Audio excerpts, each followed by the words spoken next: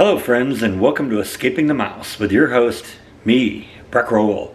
Alright, you'll recall that last week we spent a couple days lighting up the trees in the front yard so I can get a little bit of light out there, and now I want to do something similar in the backyard, but I don't really want to go subtle. I want to have a little bit more light back there. You'll recall a few months ago I put a couple of floodlights back there that did a good job, and it's fine when it's just for me alone, but when I'm entertaining, I want to have a little bit of light out there, going out to the pool and also under the patio covers. So let me show you what I'm planning to do. I've always kind of liked these dangly little incandescent lights. Now these actually aren't incandescent lights, these are LEDs, and I'm a big fan of those.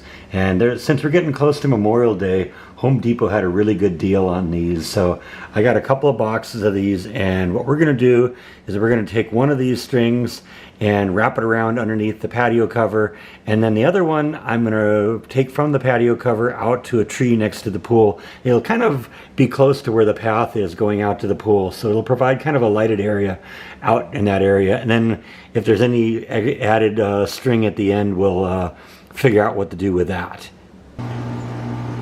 Getting a little bit of activity on the bird feeder, I see.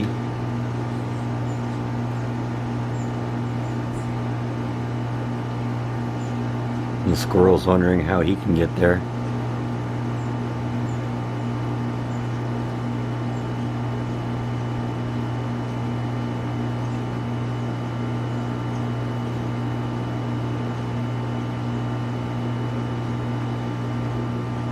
Guess he's just gonna have to settle for the fallout.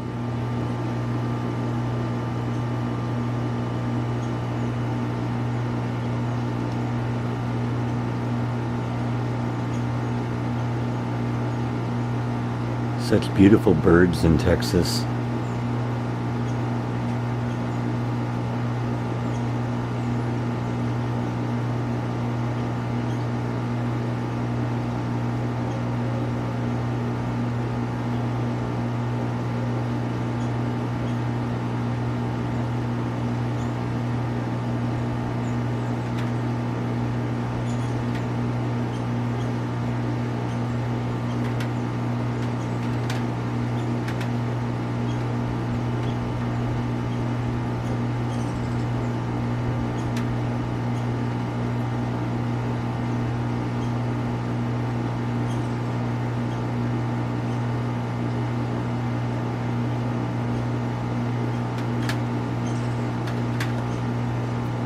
So far it doesn't appear that the squirrels have figured out how to get onto it, so that's a good news.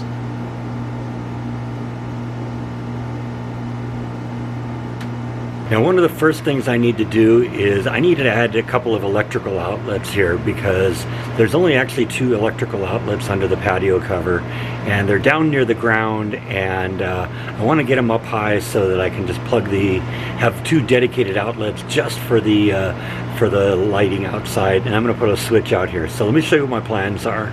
So this is the one electrical outlet that I have out here under the patio cover, and basically it's getting a lot of duty because I had plugged the grill into it.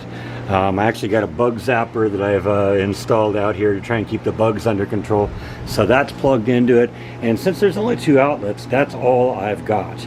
Now what I want to do is we're going to put an extender on that and pull that thing out about 2 inches. I'm going to run a conduit up the wall here, and we're going to attach another outlet up here, and there'll be the electrical outlet, and then there will also be a light switch. And what I'll do is I'll plug both the lights into the outlet, and then when I want to power on and off, I'll just flip the switch here, and that'll activate the outlet, and it'll light up the light. So that's going to probably be part 1 of this project that we'll do today, and then we'll pick it up and do part 2 tomorrow, which will be stringing the lights. And I think what I'm going to do, like I said, I got 2 48-foot long light strings, so you know the outlet will be right here. I'll come out here, we'll run all the way to the end, all the way there, all the way back this way with one of the light strings, and then the other one we'll plug in here, we'll run out here, and then I'll run it out to that tree out there and go from there. Who knows, we may end up wrapping it around, because that's going to be another 48 feet, and I figure, you know, it's 10 feet from the front of the patio cover to the back of the patio cover, and it's about 20 feet out to this branch. So I might actually take it and run it up to that branch over there or something like that too. So we'll kind of figure that out when we get out there. But for now, that's what the plan is. And I think, like I said, part one is I am going to extend that outlet and put it up near the ceiling there. So let me show you what I got in plan for that.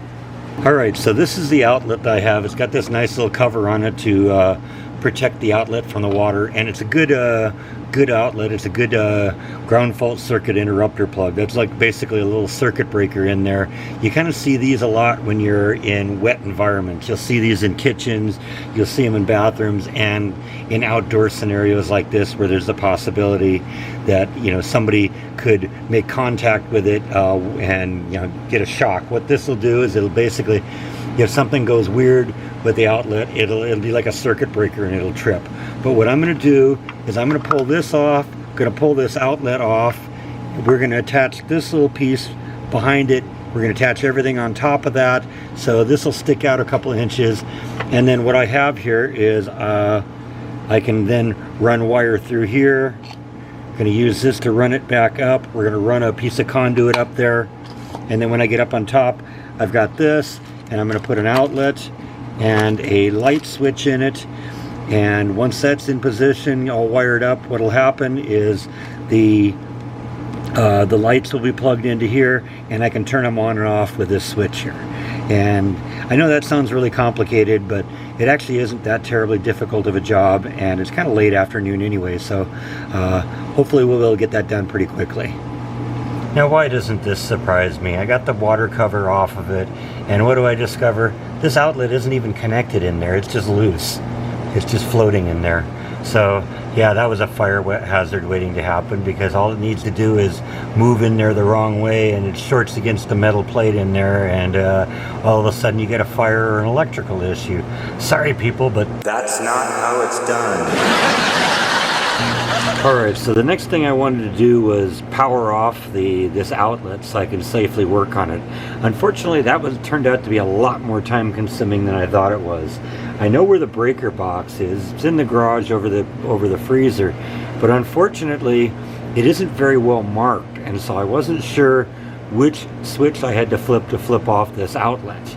And so I decided I had to go through and just flip all of them until I figured out which one killed the outlet. The problem is when you're randomly turning off circuit breaker switches, you don't know what it is that's going to be powered off when you flip any given switch. And since I got computers on, I didn't want to have those on and just have them lose power because I flipped the breaker off. So I decided to turn that computer off, turn both the computers off, and it turns out one of my computers, my main computer, decided that was the moment it had to do an upgrade. And so I spent like 30 minutes waiting for that upgrade to go on before I could randomly start flipping switches off on the circuit breaker box and figure out which one actually controls this outlet. I did finally find it, and so we got that off now, but like I said, we're 30 minutes into this now. So now that I got the outlet de-energized, I am going to pull it out and let's see what's under there. Alright, so there's some kind of odd ways that they do things electrically in Texas. Maybe it's just that I'm spoiled by what they have in California. But generally what you do is you want to have a single wire, at least in California, you want to have a single wire going from the breaker box to every one of the outlets. But what they do here apparently, and apparently this is the code, I guess it's electrically okay, but it's not exactly the same way we do it everywhere else. And I've seen this throughout this house where they'll run the wire from the breaker to the first outlet, and then they'll make a second wire. They'll go from the first outlet to the second outlet, and then another wire to go from the second outlet to the third outlet. And so you always end up having two wires connected to every outlet. I noticed that when I replaced some of the outlets early on when I first moved into the house, because you remember some of them were damaged, and that's what I saw here too. There's actually two black wires, two white wires coming out, because the first one is coming from the breaker box, and then the second one is going to the next outlet. And since I'm going to have to put an extender on there, what was there wasn't long enough to reach that. So I've actually just tied on 3 new wires onto this, and Then we're going to attach the extender box in here, run the wires through, and reattach the GFCI plug. Now I'm actually going to have to run back to Home Depot. I don't know if you can see that, but this ground fault circuit interrupter switch is damaged. It's got a big crack right here, and I don't want to put a defective switch back in there. This thing, you know, it's always a possibility of causing a fire. So I'm going to run back to Home Depot. We're going to get another one of these, and we'll install that. And like I said, we're going to do this right. So back to Home Depot. Alright, so I've got the extender piece on. I'm back from Home Depot. I got a brand new ground fault plug. So what I'm going to do now is I'm going to actually, before I get too much more into this, I want to string the wire. So I'm going to extend off of this, run up the wall, and install the outlet up there so that I can run the wire down through here and get everything kind of wired in and running through the plumbing before we get everything tied together. Alright, so I basically got everything in there, everything's strung up. We're going up to the top, got the wire all the way coming out of the top here, so now it's just a matter of hooking everything up, and that should just take a few minutes. So I'm going to start actually on this end, because then what I'll do is I'll pull the excess wire down onto this end here, and then we won't have a whole bunch of extra wire hanging out. Alright, making good progress, got everything wired up on this end, running the wire all the way down the line. Got the ground fault circuit interrupter plug, the new one, installed. And before I button this up completely, what I want to do is turn it on, make sure everything works. So I'm going to go fire up the circuit breaker, and we're going to test this outlet and make sure the switch works before we button it all up. Alright, so we got a little problem we got to deal with here. If this thing is working properly, both these yellow lights should be on. And I actually have two of these testers, and I just thought maybe one of them was faulty, but I was noticing even when I plugged the circuit tester in before, there was like a loose connection in there, and one of the lights wasn't lighting. So we aren't 100% yet, so we're gonna have to come back and revisit this one. Probably it's got to be on this end here, something in here, because when I plug the circuit tester up there onto that one does the same thing, and that one's just tied onto what this one is. So there's something wrong here, and it's going all the way up the wire there. So we aren't done yet, but I think I'm done for the night. So I'm going to pull the plug on this one, literally. Thank you as always for watching. Come back next time, and we'll continue looking at this and figure out what's going on. Thanks as always for watching. Good night.